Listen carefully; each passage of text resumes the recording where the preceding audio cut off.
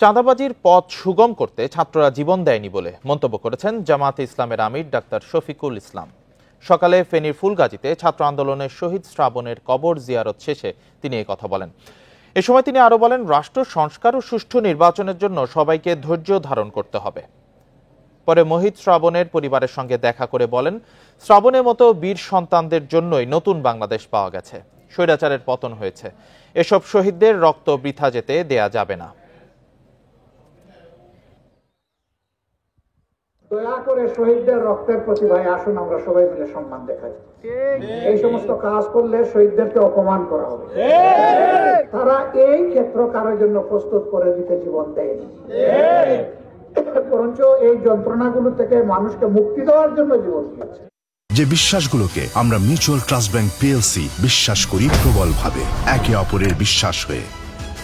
Mutual trust bank, you can bank on us.